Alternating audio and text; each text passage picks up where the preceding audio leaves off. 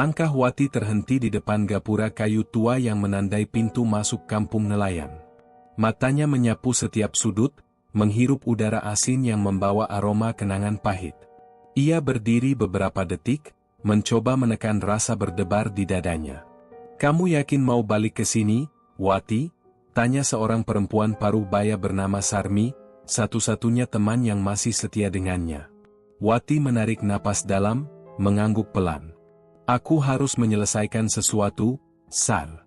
Mereka pikir aku sudah mati, tapi aku kembali. Dan kali ini, aku yang akan mengendalikan permainan." Sarmi menelan ludah. "Orang-orang kampung gak bakal suka. Mereka gak lupa apa yang terjadi dulu. Mereka juga gak tahu apa yang aku alami, kan?" Wati melangkah maju, meninggalkan Sarmi yang masih menatapnya dengan ragu.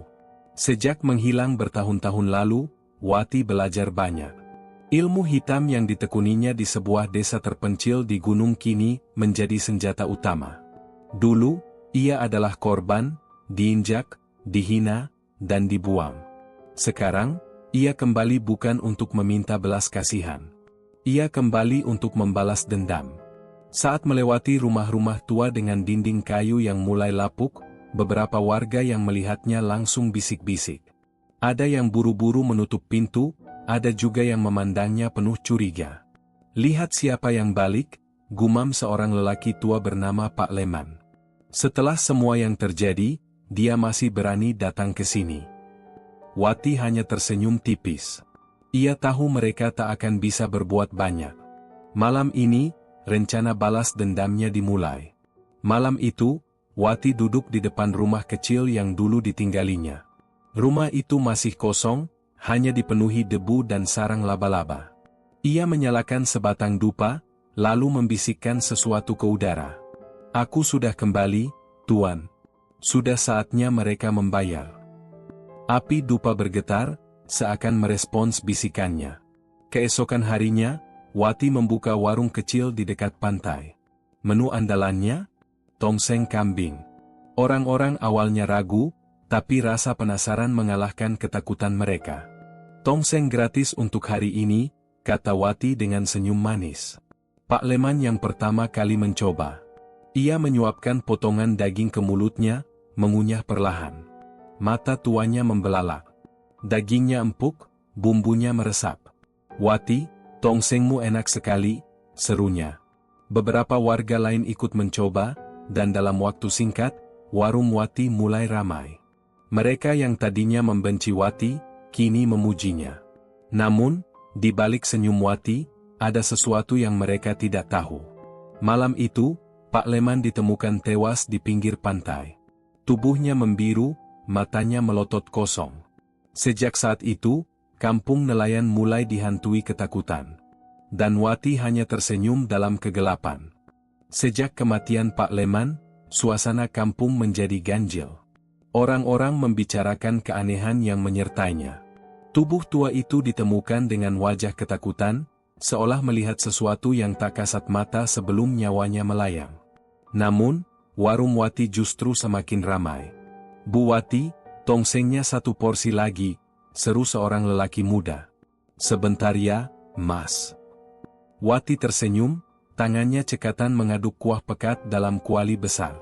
Aroma rempah menyebar, menggoda setiap hidung yang mencium baunya. Sarmi, yang membantu di warung, hanya melirik tajam. Ada yang tidak beres, tapi ia tak berani bertanya.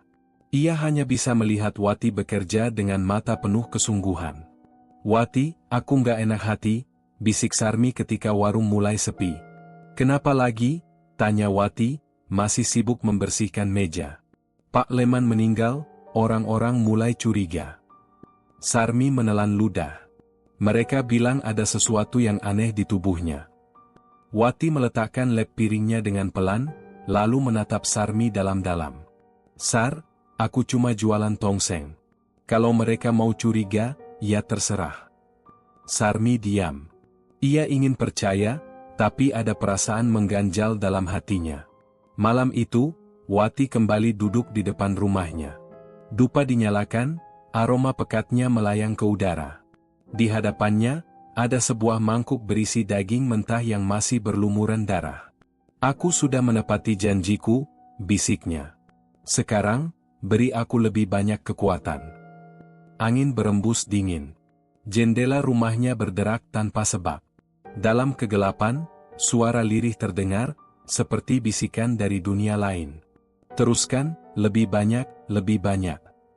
Senyum Wati mengembang. Malam ini, ia akan berburu lagi. Keesokan harinya, satu lagi warga kampung ditemukan mati. Kali ini seorang nelayan bernama Manto. Tubuhnya kaku di dermaga, mulutnya terbuka seakan hendak berteriak. Kampung semakin dicekam ketakutan. 2 orang mati dalam waktu dekat. Ini nggak wajar, seru seseorang di warung pagi itu. Katanya mereka makan di sini sebelum mati. Bisik yang lain. Wati hanya tersenyum, seperti tak terganggu. Kalau takut, jangan makan di sini. Warung saya nggak butuh pelanggan yang gampang panik. Orang-orang terdiam. Mereka lapar, mereka butuh makan. Dan tongseng Wati? Terlalu nikmat untuk ditolak. Tak ada yang sadar bahwa Wati sudah memulai perhitungan panjangnya. Satu persatu, mereka akan jatuh. Dan ia akan berdiri di atas ketakutan mereka. Malam semakin larut. Di kampung nelayan yang biasanya tenang, kini udara terasa lebih berat. Suara deburan ombak yang menabrak karang terdengar lebih tajam. Angin berembus pelan, membawa bisikan samar yang hanya bisa didengar oleh mereka yang memiliki telinga untuk memahami.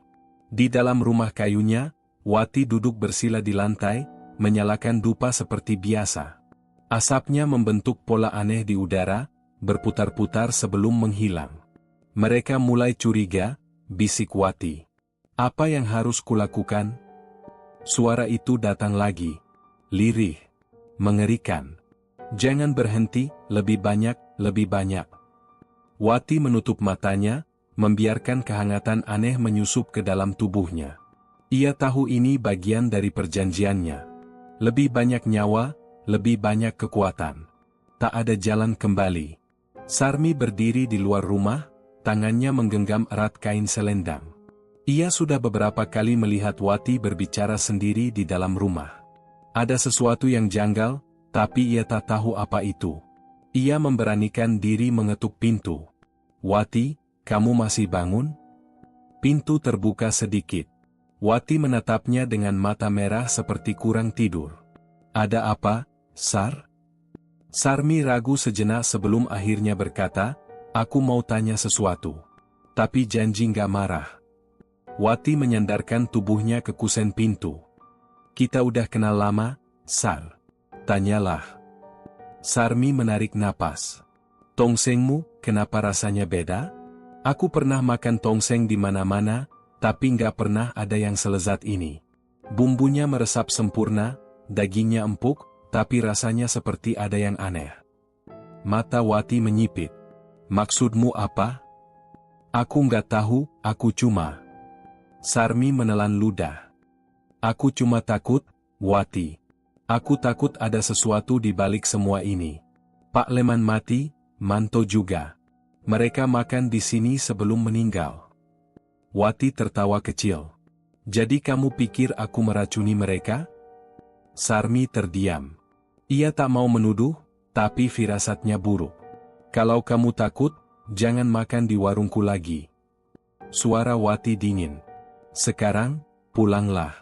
Udah malam. Sarmi menggigit bibirnya, lalu berbalik pergi. Tapi ia tahu, ia tak bisa membiarkan ini begitu saja. Di tepi pantai, seorang lelaki tua bernama Pak Dirjo duduk termenung. Ia mendengar semua rumor yang beredar di kampung. Dan ia merasa deja vu. Tongseng yang terlalu nikmat, 2 orang mati tiba-tiba. Ia menutup matanya, mengingat sesuatu dari masa lalu.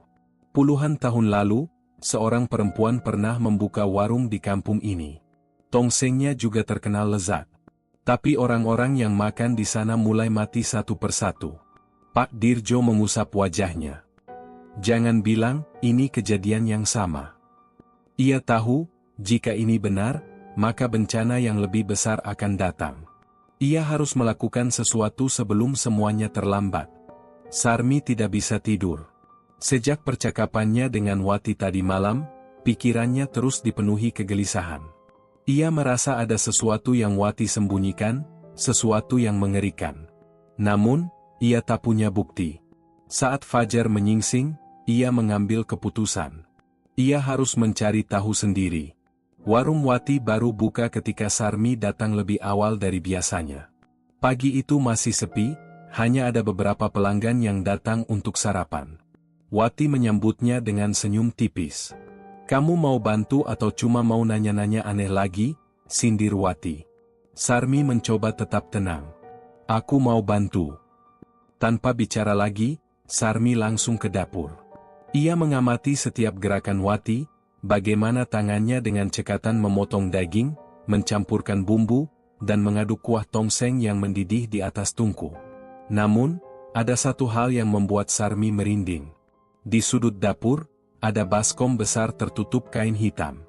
Wati tak pernah mengizinkan siapapun mendekati baskom itu. Saat Wati berbalik, Sarmi melihat ada bercak darah segar di kainnya. Sarmi menelan ludah. "Itu daging dari mana?" Wati menghentikan gerakannya. "Apa maksudmu? Daging yang kamu pakai buat tongseng, dari mana asalnya?"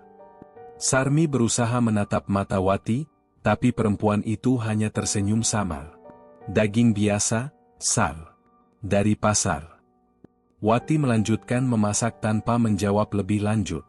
Tapi Sarmi tahu, ia baru saja menginjak sesuatu yang tidak boleh disentuh. Sementara itu, di rumahnya, Pak Dirjo mengeluarkan sebuah kotak kayu tua. Tangannya gemetar saat membukanya. Di dalamnya ada selembar kain kuning kecoklatan dan secarik kertas dengan tulisan yang sudah pudar. "Aku pernah melihat ini sebelumnya," gumamnya. Ia menarik napas dalam. Waktu itu, ia masih remaja.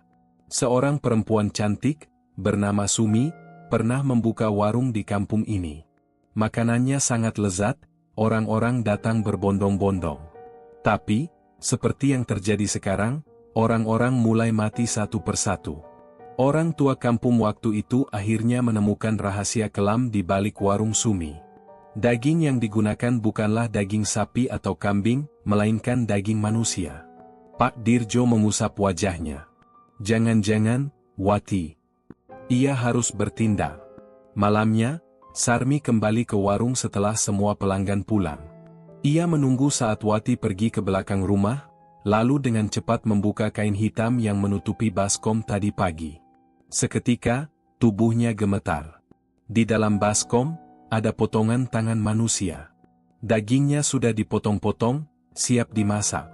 Sarmi menutup mulutnya agar tidak berteriak. Napasnya memburu. Kepalanya berputar. Tiba-tiba, suara langkah kaki terdengar di belakangnya. "Sar, kamu sudah terlalu jauh." Sarmi menoleh. Wati berdiri di ambang pintu, wajahnya setengah tertutup bayangan.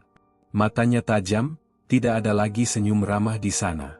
Sarmi mundur perlahan, tapi kakinya terasa lemas. Ia ingin berteriak, tapi suaranya tercekat. Wati melangkah mendekat. "Aku sudah bilang, kalau takut, jangan makan di sini." Sarmi tak sempat bereaksi ketika sesuatu menghantam kepalanya dari belakang. Pandangannya gelap. Tubuhnya ambruk. Di luar, angin malam bertiup lebih kencang. Ombak semakin ganas. Kampung ini tak tahu, satu lagi nyawa akan hilang malam ini. Pagi itu, kampung nelayan digegerkan oleh satu hal, Sarmi menghilang. Tak ada yang melihatnya sejak malam sebelumnya, dan rumahnya kosong. Para tetangga mulai berbisik-bisik. "Mungkin dia pergi ke rumah saudaranya," ucap seorang ibu. "Atau pergi ke kota," sahut yang lain. Tapi Pak Dirjo merasa ada yang tidak beres. Ia mengingat obrolannya dengan Sarmi beberapa hari lalu, tentang kecurigaannya terhadap warung Wati. Tanpa pikir panjang, Pak Dirjo melangkah menuju warung itu. Saat ia tiba, warung sudah buka seperti biasa, dengan Wati yang tengah melayani pelanggan dengan senyuman hangat. Seolah tak terjadi apa-apa. "Wati, kau lihat Sarmi?" tanya Pak Dirjo langsung. Wati menoleh, matanya terlihat tenang. "Sarmi? Aku tidak tahu," Pak, bukannya dia ada di rumah? Tidak.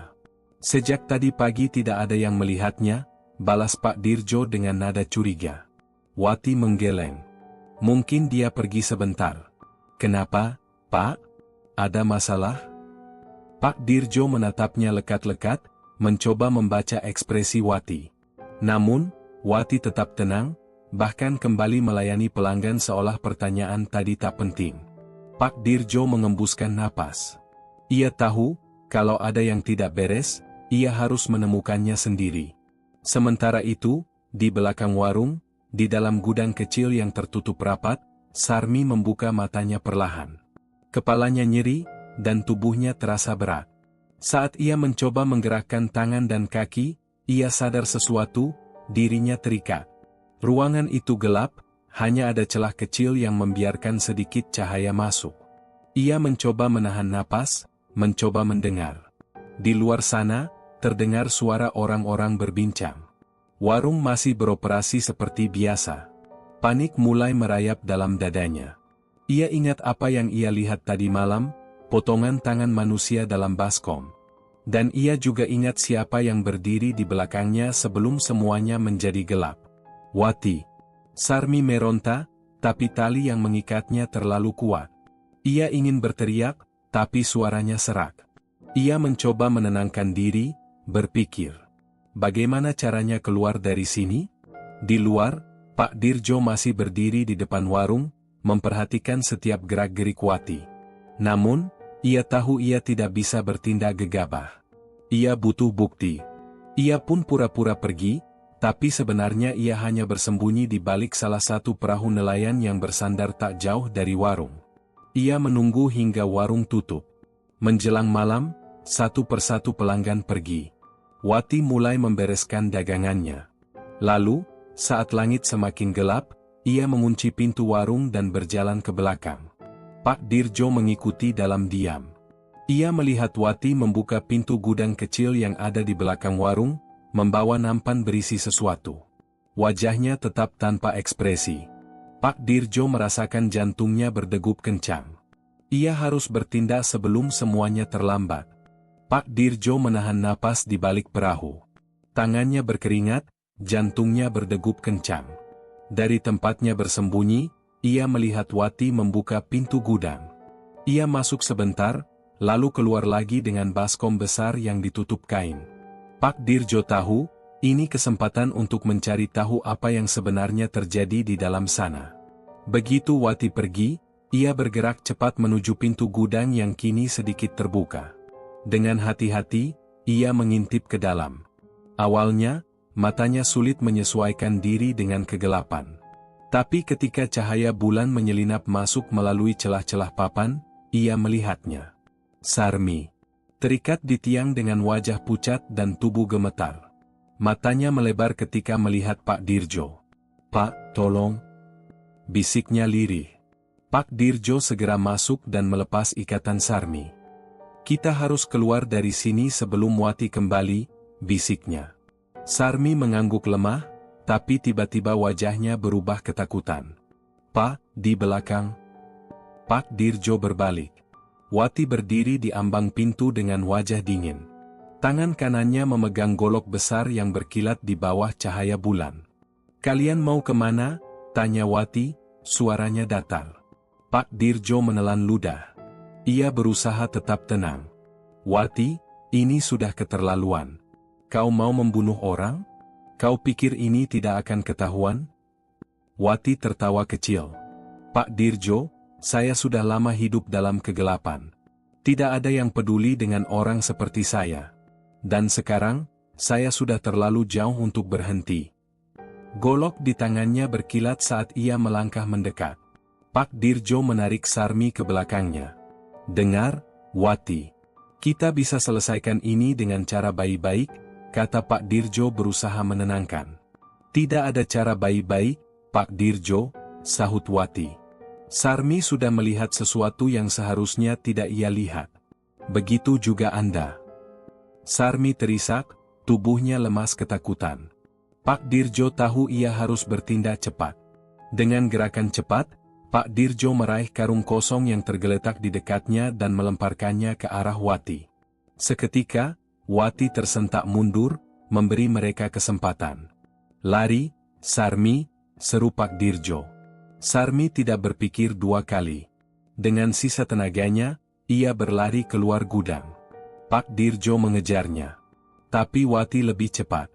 Ia mengayunkan goloknya, hampir mengenai punggung Pak Dirjo. Untungnya, ia berhasil menghindar, tapi tebasan itu mengenai lengannya. Pak Dirjo meringis, darah merembes di bajunya. "Pak," jerit Sarmi dari kejauhan. Pak Dirjo menoleh ke belakang. Wati mendekat, matanya merah menyala. Napasnya memburu. "Kalian tidak akan pergi dari sini hidup-hidup," bisik Wati. Namun tiba-tiba, suara orang-orang datang dari kejauhan. "Pak Dirjo! Pak Dirjo!" Ternyata, beberapa warga yang curiga mulai mencari keberadaan mereka. Wati menggertakkan gigi. Ia tahu ini bukan pertarungan yang bisa ia menangkan malam ini. Tanpa berkata apa-apa, ia berlari ke arah kebun belakang, menghilang dalam gelap. Pak Dirjo menghela napas berat. Tangannya masih menekan luka di lengannya, sementara Sarmi menangis terseduh-seduh. "Kita harus cepat," ujar Pak Dirjo. Sarmi mengangguk. Mereka harus memberitahu warga sebelum semuanya terlambat. Wati sudah terlalu jauh dalam kegelapan. Dan mereka tidak tahu, kapan ia akan kembali. Pak Dirjo duduk di bel-bel rumahnya. Lengan kirinya sudah dibalut kain putih setelah mendapat pertolongan dari warga. Sarmi duduk di sampingnya, masih tampak ketakutan. Beberapa warga berkumpul di depan rumah, wajah mereka penuh tanya. "Jadi kau yakin ini perbuatan Wati?" tanya Pak Lurah, suaranya berat. Pak Dirjo mengangguk. "Saya melihatnya sendiri, Pak. Dia menyekap Sarmi di gudang belakang rumahnya. Saya juga nyaris mati di tangannya." Suasana hening sejenak. Beberapa warga saling pandang. Mereka tahu Wati adalah perempuan dengan masa lalu kelam, tapi tidak ada yang menyangka ia akan sejauh ini. "Kalau begitu, kita harus segera menangkapnya sebelum ada korban lain," ujar seorang warga, Surya. Pak Lurah mengangguk. "Kita cari dia sekarang juga. Tidak boleh ada kejadian seperti ini lagi di kampung kita." Para lelaki segera bersiap dengan obor dan senjata seadanya. Namun, sebelum mereka bergerak, suara seseorang memecah keheningan. Dia tidak akan mudah ditemukan," suara Sarmi bergetar. Semua menoleh padanya. "Apa maksudmu, Sarmi?" tanya Pak Dirjo. Sarmi menelan ludah, tangannya mencengkeram kain bajunya. "Saya melihat sesuatu di gudang itu. Sesuatu yang tidak wajar. Wati, dia bukan manusia lagi." Beberapa warga tersentak. "Apa maksudmu, bukan manusia lagi?" tanya Surya dengan suara ragu. Sarmi menarik napas panjang. "Saat Pak Dirjo melawan Wati, saya sempat melihat bayangannya di dinding. Tapi, bayangannya bukan bayangan manusia. Saya melihat sesuatu yang menyerupai sosok besar, bertanduk, dan bermata merah menyala." Suasana menjadi semakin tegang.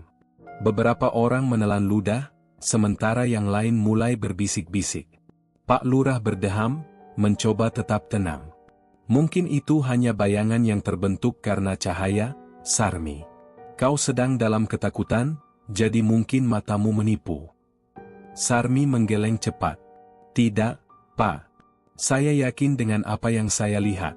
Wati telah menyerahkan dirinya pada sesuatu yang gelap. Mungkin itulah sebabnya dia tidak bisa ditemukan dengan cara biasa." Malam itu, para warga tetap memutuskan untuk mencari Wati. Mereka menyusuri pantai, rumah kosong, hingga hutan kecil di tepi desa. Namun seperti dugaan Sarmi, Wati tidak ditemukan. Pak Dirjo berdiri di tengah kebun kelapa, keringat menetes di dahinya. Obor di tangannya bergetar. Tidak mungkin dia menghilang begitu saja, gumamnya. Tiba-tiba, angin kencang berhembus. Api di obor beberapa warga padam seketika. Semua terdiam. "Pak Lurah, ada yang aneh," bisik seorang warga. Pak Lurah menoleh, lalu terdiam. Di antara pepohonan, samar-samar terlihat bayangan seseorang. Berdiri diam. "Siapa itu?" seru Pak Lurah. Tidak ada jawaban. "Wati," panggil Pak Dirjo. Bayangan itu tetap diam. Tapi perlahan, dari dalam kegelapan, suara tawa pelan mulai terdengar. "Hihi." Beberapa warga mundur ketakutan. Suara itu semakin lama semakin jelas. Bayangan itu bergerak mendekat. "Lari!" bisik Sarmi dengan suara gemetar. Pak Dirjo menelan ludah. Kakinya terasa berat. Saat bayangan itu keluar dari kegelapan, semua orang menahan napas. Wati berdiri di depan mereka. Tapi ada yang aneh. Matanya terlalu hitam. Bibirnya tersenyum lebar, terlalu lebar untuk ukuran manusia. "Kenapa kalian mencariku?" tanyanya dengan suara yang bukan lagi suaranya. Pak Dirjo mundur selangkah. "Wati, hentikan semua ini. Kau tidak perlu." "Diam." Suara Wati tiba-tiba berubah berat. Semua orang tercekat. Pak Lurah mencoba mengangkat obornya, tapi angin kembali berhembus kencang, memadamkan semua api yang tersisa. Dalam kegelapan total, satu-satunya yang terdengar adalah suara napas berat Wati. "Sekarang, kalian sudah tahu," bisiknya pelan. Lalu tiba-tiba, terdengar jeritan keras. Malam itu, kampung nelayan tidak akan pernah sama lagi. Malam itu, jeritan masih menggema di antara pepohonan. Warga yang tersisa berlarian menuju kampung, napas mereka tersengal-sengal. Pak Lurah jatuh terduduk di depan balai desa, tangannya gemetar. "Pak Lurah, apa yang terjadi?" tanya seorang warga yang tidak ikut dalam pencarian. Pak Lurah tidak menjawab. Matanya kosong, wajahnya pucat seperti mayat hidup. Sarmi dan Pak Dirjo muncul tak lama kemudian. Tubuh mereka basah oleh keringat dan pasir. Sarmi menangis terisak-isak. "Surya. Surya dibawa Wati." Gumamnya dengan suara tercekat. Warga yang mendengar langsung terhenyak. Beberapa orang memekik, beberapa lainnya saling berbisik dengan wajah panik. "Apa maksudmu, Sarmi?" tanya salah satu tetua desa. Pak Dirjo menelan ludah. "Surya tertinggal di belakang saat kami berlari. Saat kami menoleh, dia sudah tidak ada. Hanya ada suara tawa Wati dan bau anyir yang menusuk hidung." Seorang perempuan menangis histeris. "Anakku, Surya anakku. Itu Ibu Surya." Ia jatuh terduduk, memegangi dadanya yang terasa sesak. "Kita harus mencari Surya sekarang juga," teriak seorang lelaki. "Tidak." Pak Lurah akhirnya bersuara, suaranya berat dan penuh ketakutan. "Kita tidak bisa gegabah. Wati bukan manusia lagi. Kalau kita asal pergi ke sana, bisa-bisa kita semua ikut menghilang. Lalu bagaimana dengan Surya? Apa kita hanya diam?" Suara protes terdengar dari beberapa warga. Pak Dirjo menghela napas. "Kita tidak bisa hanya menunggu. Kita harus tahu di mana Wati menyembunyikan Surya." "Henim." Lalu Sarmi berbicara dengan suara gemetar. Aku punya firasat dia ada di sumur tua." Semua menoleh ke arahnya. "Sumur tua?" Pak Lurah mengernyit. "Maksudmu, sumur di kebun kelapa itu?" Sarmi mengangguk. "Aku tidak tahu kenapa, tapi, saat Wati menatapku sebelum kami lari, aku mendengar sesuatu. Suara, seperti nyanyian. Nyanyian dari dalam sumur." Pak Dirjo dan beberapa warga saling pandang. Sumur tua itu sudah lama tidak digunakan. Beberapa orang percaya sumur itu berisi lebih dari sekadar air. Beberapa anak kecil yang dulu bermain di dekatnya pernah mengaku mendengar suara-suara aneh. Tapi tak ada yang pernah berani membuktikannya. Pak Lurah mengepalkan tangan. "Baiklah. Kita akan pergi ke sumur itu. Tapi kita harus bersiap. Kita tidak menghadapi manusia." 1 jam kemudian, sekelompok warga berangkat ke kebun kelapa. Mereka membawa obor dan pisau sebagai pelindung. Angin malam berhembus dingin, membawa aroma laut yang bercampur dengan sesuatu yang tidak bisa dijelaskan. Saat mereka sampai di dekat sumur, semua terdiam. Dari dalam sumur tua itu, terdengar suara lirih.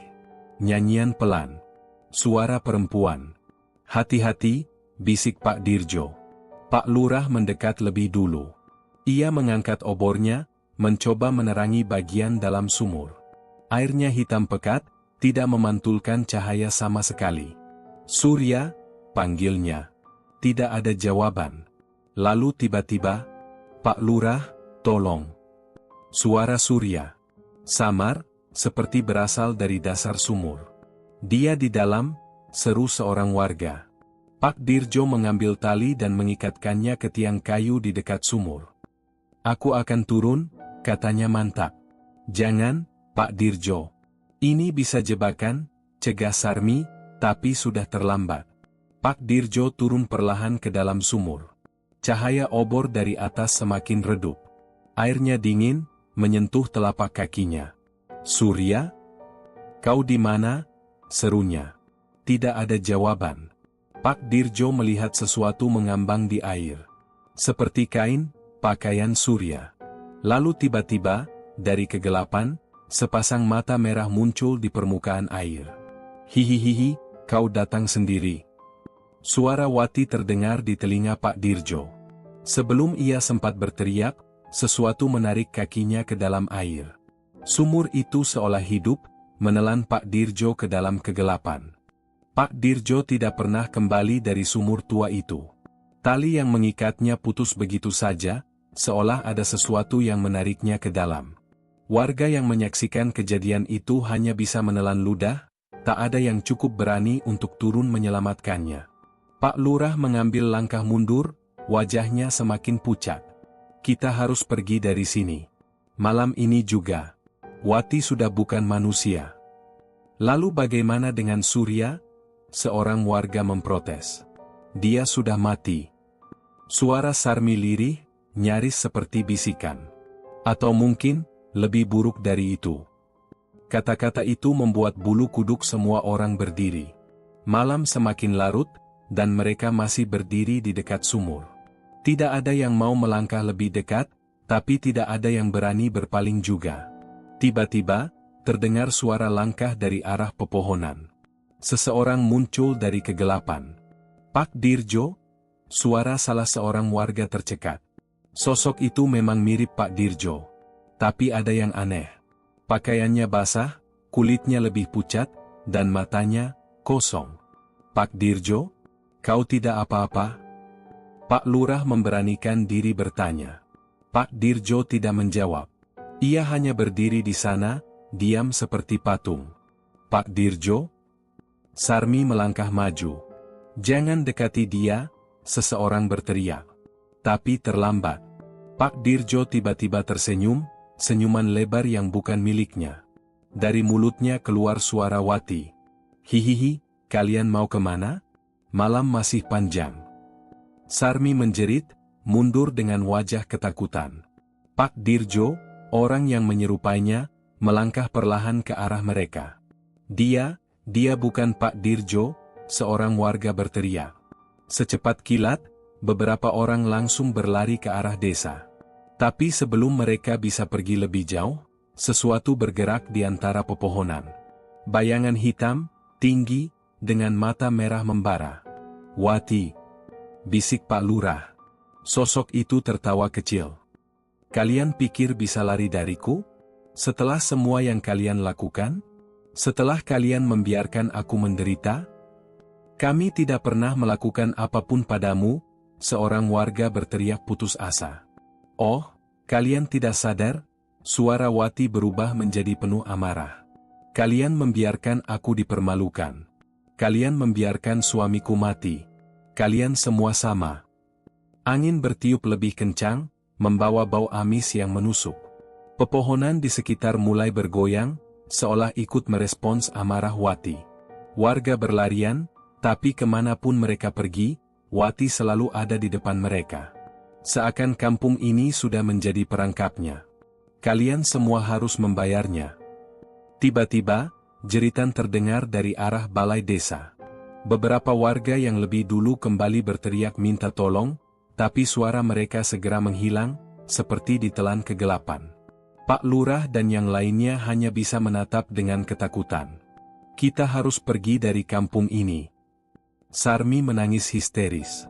Tidak ada tempat untuk pergi, suara Wati kembali terdengar. Dan benar saja. Mereka melihatnya. Kampung mereka sudah berubah. Rumah-rumah tertutup bayangan hitam, jalanan yang tadi ada kini lenyap. Hanya ada lautan kegelapan, seakan desa ini tidak lagi berada di dunia manusia. Ini bukan dunia kita lagi. Bisik Pak Lurah dengan suara gemetar. Wati tertawa pelan. Benar sekali. Sekarang, kalian semua milikku. Malam itu menjadi neraka bagi penduduk kampung. Satu persatu, mereka menghilang ke dalam kegelapan yang menelan desa. Jeritan terdengar, kemudian sunyi. Tidak ada yang tahu kemana mereka pergi, hanya satu hal yang pasti, Wati menuntut balas dengan cara yang tidak pernah bisa mereka bayangkan. Pak Lurah masih berdiri di tengah jalan setapak, napasnya memburu. Hanya tersisa dia, Sarmi, dan dua warga lainnya. Di hadapan mereka, sosok Wati melayang di udara, matanya merah membara, dan tubuhnya kini bukan lagi manusia. Kalian ingin lari? Kemana?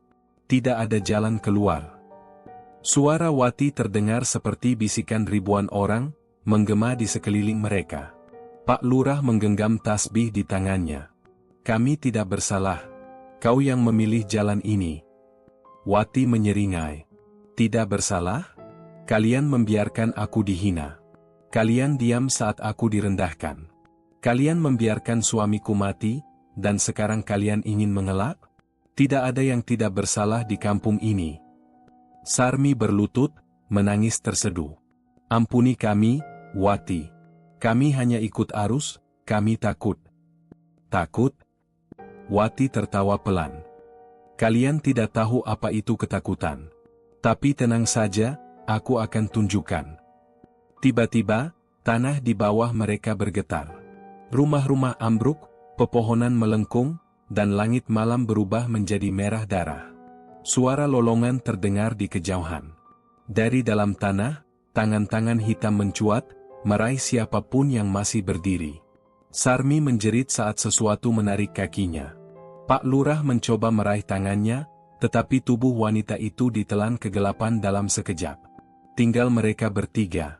Kalian akan merasakan apa yang aku rasakan. Wati berteriak, suaranya memecahkan udara. Pak Lurah menggenggam tasbihnya erat, menggumamkan doa-doa yang diingatnya. Ya Allah, lindungi kami. Allah? Wati tertawa mengejek. Di mana dia saat aku berdoa dulu? Saat aku menangis setiap malam?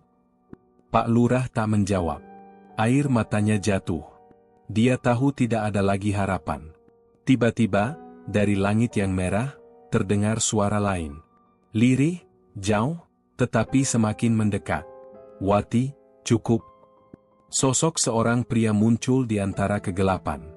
Wajahnya pias, tubuhnya seperti bayangan samar. Tapi Wati mengenalinya. Suparman. Bisiknya, suara yang dulu penuh amarah kini bergetar. Suparman, suaminya yang telah lama mati, menatapnya dengan penuh iba. Sudahlah, Wati. Kau sudah terlalu jauh. Mata Wati membelalak. Tidak. Aku melakukan ini untukmu. Untuk kita. Mereka harus membayar. Aku tidak pernah meminta ini. Suparman menggeleng. Aku sudah tenang, Wati. Tapi kau terikat di sini oleh amarahmu. Lepaskanlah. Wati menjerit. Tidak. Aku. Tapi sesuatu dalam dirinya melemah. Amarahnya berguncang. Sosok Suparman semakin dekat, dan cahaya mulai muncul di sekelilingnya. Kembalilah padaku, Wati. Kata Suparman lembut. Mata Wati berkaca-kaca. Dia menatap tangannya yang mulai memudar. Dari balik kegelapan, terdengar bisikan yang selama ini menuntunnya pada kegelapan. Jangan dengarkan dia. Kau bisa memiliki semuanya. Kekuasaan, keabadian. Wati menutup telinganya. Cukup, aku lelah. Dia menatap Suparman, lalu tersenyum samar. Aku hanya ingin pulang. Cahaya dari tubuh Suparman semakin terang, menelan mereka berdua. Wati berteriak, bukan karena kesakitan, tetapi kelegaan. Untuk pertama kalinya dalam bertahun-tahun, beban amarahnya lenyap. Saat cahaya itu mereda, Wati dan Suparman sudah menghilang.